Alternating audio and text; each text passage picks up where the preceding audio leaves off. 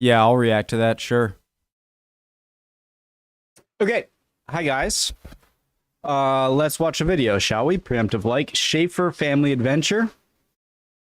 10 things we didn't expect when moving to England.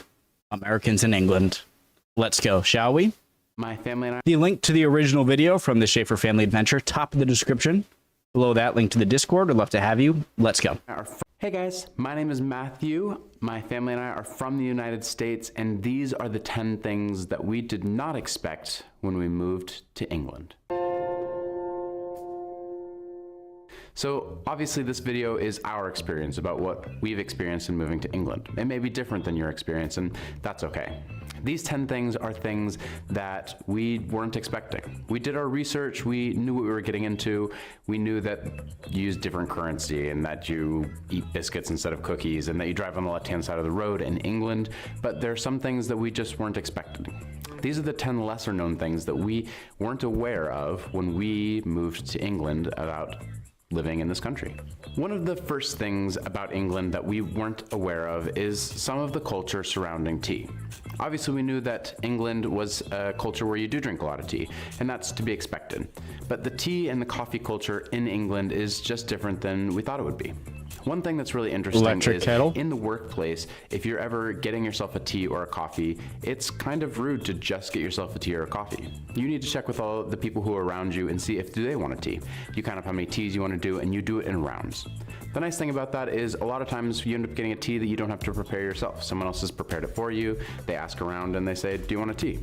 The frustrating part about that is you almost never just get yourself a cup of tea or a cup of coffee. Another thing is that coffee pots are relatively unheard of here. Not that they don't know what they are or that they don't exist at all, but they're just not very common. Most often, if you're getting coffee, it's instant coffee, which I personally am not a big fan of. One thing I was not expecting as an American coming to England is how often people want to know what my opinion is on Trump. Oh, interesting. That'll be interesting. Okay, but I didn't know if he was going to say another thing about this, but I mean, instant coffee, like a Keurig,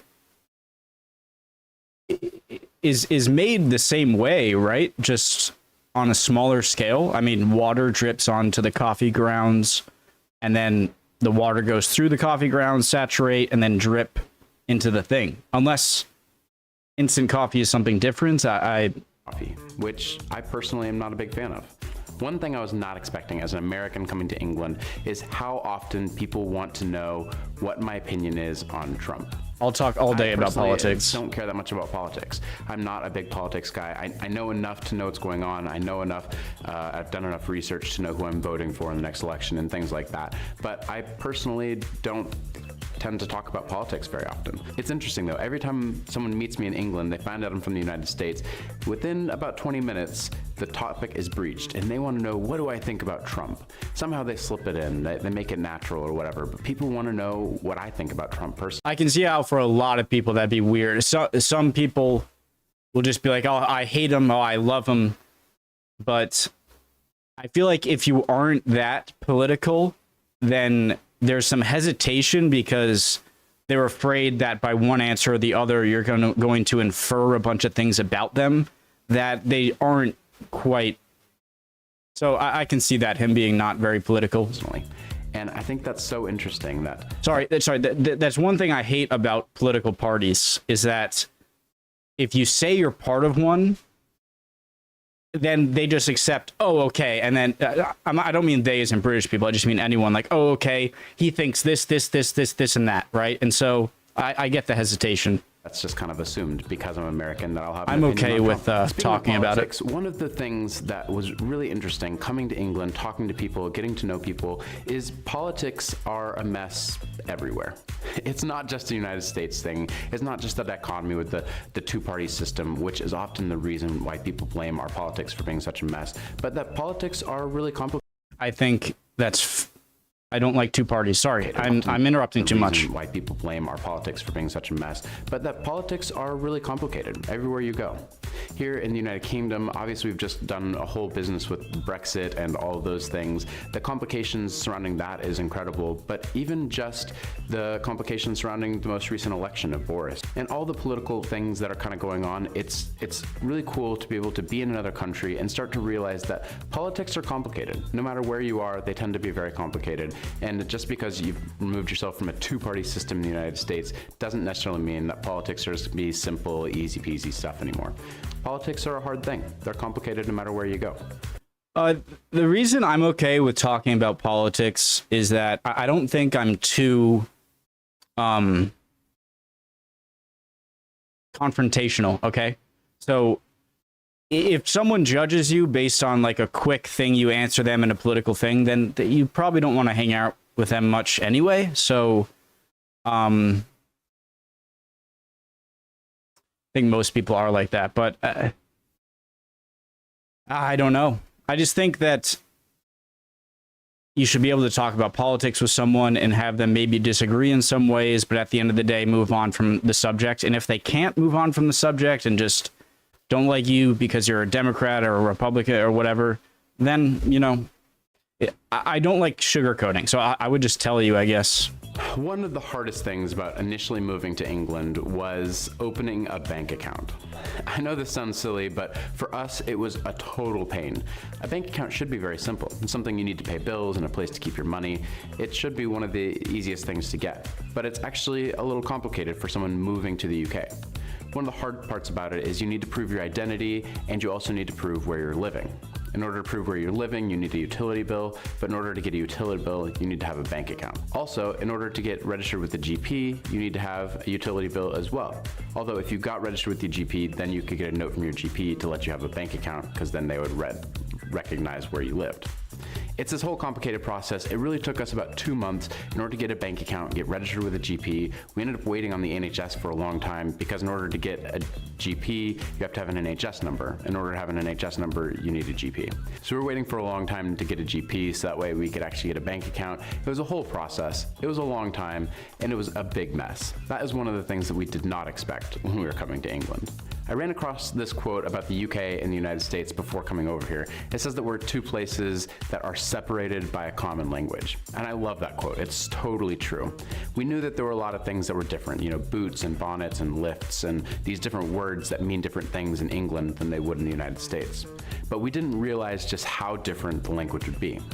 The reality is it's only about 5% different. There's not that many words that are different, but it is those slight differences that tend to get you off. I just learned one last week. I think the words that are different, though, are commonly used words. And so I think I'm getting pretty good, though. Did you know that? But it is those slight differences. Oh, he's going to have examples? I just learned one last week. Did you know that the word crypt has very different connotations in the United States? I did not. In England. A joke I made about bodies last week in a crypt did not go over as well as I was expecting it to.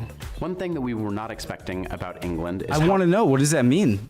Early that the business is closed in the day. It's actually a good thing in a lot of ways. There's so many positives to having a culture where businesses close early and allow employees to go home to their families, but it's something that we weren't really expecting. We weren't aware of it. This is especially true on Sundays where a lot of businesses are closed by like 5 or 6 p.m. Even takeaway restaurants and stores and lots of stuff is just closed. But in the evenings as well, there's nothing that's open past midnight. See, that's fascinating because when I think of a business that's not open on Sundays, I assume I'm like, okay, the owners are super religious and they just don't work on Sundays, the Sabbath or whatever. But when I think of Europe or, you know, the UK, I think of less religion than North America. So that's a little interesting. So why is it you guys, it's just to like give people a break? When I grew up in the United States, my friends and I in high school used to make midnight, 3 a.m., 4 a.m. runs to go get snacks in the middle of the night when we were playing video games or something. But in the UK, must be from a city. If you want to do that, you should definitely plan ahead because there won't be any supermarkets that are open past midnight probably. That's the one good thing. Look, I'm not a very big nightlife, right? I'm boring. Okay, let me just say that. I'm boring. All right. So something about New York City or just big cities in general, especially New York because it's huge. Boston is better. there are a lot of negatives. Like, you feel kind of trapped in concrete, and like there's so much noise 24/7. And but one giant positive is whenever you feel hungry at any time, it could be 4 a.m., it could be 1 a.m., there's going to be something open and you can go and get food or something, and that's awesome. In fact, there are a lot of laws surrounding when certain types of stores can be open. It's, like I said, a really good thing. Another thing that we weren't really expecting, we kind of heard this beforehand, but we didn't really realize to what level or how it would affect us, is that there's a level of verbal dancing that happens with English people. There's kind of this sense that English people are very polite. They are. We love English people, and they are very polite. But sometimes they're too polite. Like, they're not willing to come out and say what they mean because they're afraid that they might be taken as impolite or rude. And so sometimes it's like, I'm just looking for an opinion on something. I really want to know what you think about it. And they're putting like 6 caveats on it to make sure that no one thinks I'm rude. I'm like, okay, it's fine. Just tell me what you really think.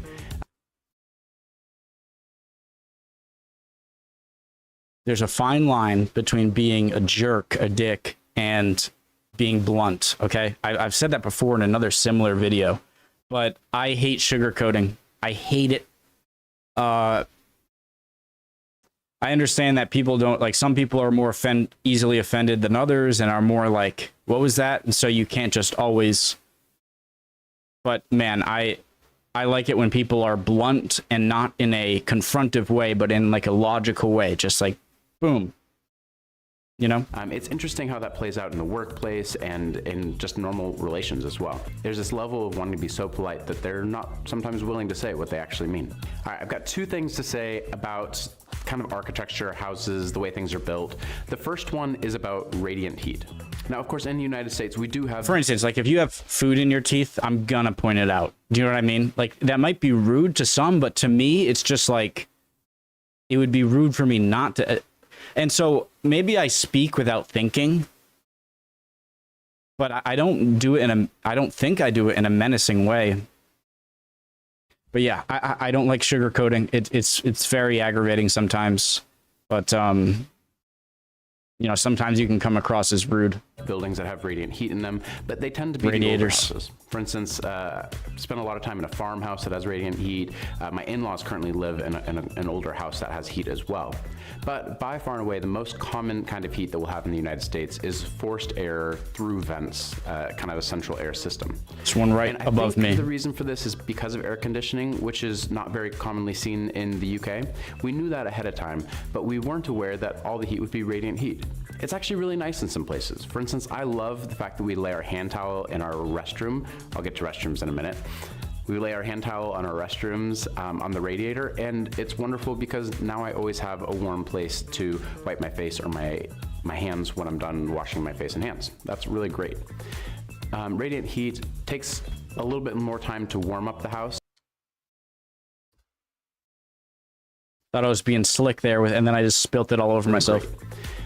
Radiant heat takes a little bit more time to warm up the house, but it tends to have a more even heat throughout. So there are definitely pros and cons to radiant heat. I really have appreciated being able to use radiators in our house. Bathrooms or restrooms is another thing. I would have assumed it would be the opposite. That's interesting. Apart from the fact that in England we call them the loo or a gents or the toilet, as opposed to a restroom or a bathroom, there are also lots of other differences associated with bathrooms, and the whole experience tends to feel a little bit different than in the United States.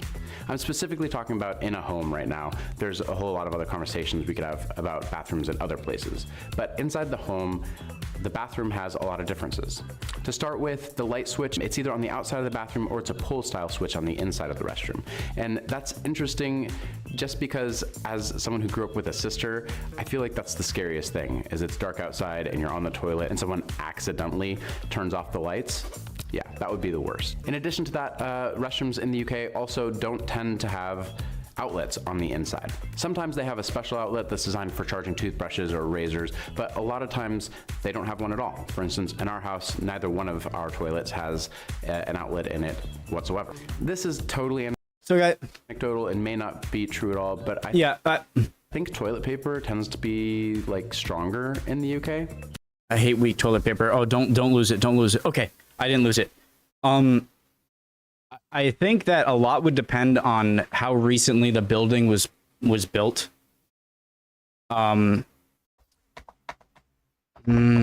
I'm not a realtor. I haven't been in a bunch of different houses and can give you an accurate, yep, 1 out of every 20 houses still has radiators. I don't know, but like the pull on the light switch or the radiator or no air conditioning, that's all things that I kind of associate with older built houses over here. So I don't know if there was a sort of housing kind of revolution here that didn't happen overseas, that just it's more standard that there's heating that goes through vents rather than through radiators, or light switches everywhere instead of some lights having a pull switch or whatnot. So I don't know. One thing, toilet paper tends to be like stronger in the UK. I don't know. One thing I've noticed about toilets in England, actually throughout all of the UK, is that the hot and the cold taps tend to be separate. Taps is the word that people from England use to describe what we would call a faucet, but they're hot and cold and they have separate nozzles altogether. See, if the tap is one of the words that, like, I wouldn't even think twice if someone in America said, "Oh, just get it from the tap." Like, I wouldn't be like, "Huh, you called it tap?" So maybe that's a word that might be used more or less frequently depending on where you are in the U.S. I'm curious where he lived in the U.S. In the United States, those faucets tend to be what people in England call mixer taps, or just like a tap that has hot and cold mixed together, and you kind of pick the temperature on one dial instead of on two separate ones. It's a minor difference, but it does affect the way you wash your hands, and I'm not entirely sure what the benefit is of having the hot and cold separate. I guess it was, I saw in the comments, one of you guys said an answer that I forget. It was something along the lines of, like, if you want to just have, like, just get hot water, but you could just do that with this faucet as well. I forget. There was a reason, but yeah, I don't get it. Like, what if you want, like, what do you do if you want warm water? You just fill up a bowl with it? It's one of those things that does seem like an inconvenience without a clear reason. I've heard lots of theories about it. Go ahead and put your theory below in the comments if you'd like to tell me why you think the taps are separate. One final difference that I've noticed that I didn't ever hear about in any of the articles or the research we did ahead of time is that the UK uses the 24-hour clock. Kind of. Mostly I've noticed they use the 24-hour clock when writing out the time. So they tend to write out 14:50 instead of writing out 2:50 p.m.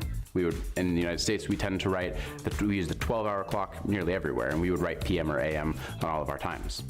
However, in England, they tend to speak a 12-hour clock even though they're writing a 24-hour clock. It's interesting, and it's actually a useful system a lot of times. I mean, you just subtract 12, and then that's the time for the PM. Like, if it's 14 o'clock, it's 2 p.m. If it's 20 o'clock, that sounds weird saying 20 o'clock, then it's 8 p.m., right? So I get it. It's a little Celsius to Fahrenheit, guys, times 2 plus 32. If you want to be more accurate, times 1.8, and then add 32. Yeah, I think that can be kind of fun. Like, ooh, a nice little math problem. There's calendar appointments and things like that. You don't have the confusion. So these have been some of the things that we weren't expecting when we moved to England. Some of them are things that we knew, but maybe we didn't understand the level that they were different. And some of the things were totally new to us altogether. We had no idea what we were coming into in some ways. There's lots of cultural differences that no matter how much research you do, you can't find out everything about a culture before experiencing it. I actually learn new things every single week about this culture and things that are going on in it. I expect to continue learning for as long as I live in this country as well. If you got anything of value from this content, please feel free to like and subscribe. We put out new content every single week, and we'll see you guys next time. Oh, she was good too. It's all together. We had yeah, for the thing is, like, it's more obvious for like appointments that he said, but really, have you like, I have never once been confused, because if you think about it, if you have an appointment at 9, it's not going to be 9 p.m. It's going to be 9 a.m. If you have an appointment at 11, or sorry, if you have an appointment at 2, it's going to be 2 p.m. If you have an appointment at 3, 4. So I feel like it's spread apart enough that it's really obvious what they mean. If they don't write the PM or AM, like, I can't think of a scenario where it's like, do they mean AM or PM? Like there's a Dumb and all right, perfect thing. You ever heard of the movie Dumb and Dumber? Jim Carrey and what's his name? But Lloyd, who Jim Carrey plays, thinks he's on a like to meet a girl at a bar and she says, "Oh, meet me at 10." And he goes at 10 a.m. and doesn't or 9 or whatever, all right? And he goes at 9 a.m. or 10 a.m. and it's like, where did she go? He's supposed to be dumb, right? So he's like, and his friend is like, don't you think she meant PM? And sorry. Okay. So that's just what I thought. All right. Very interesting. Cool video. Schaefer Family Adventure. Awesome. I'd appreciate any and all of your comments, guys. And I'll see you next time. All right. Next video. Bye, guys.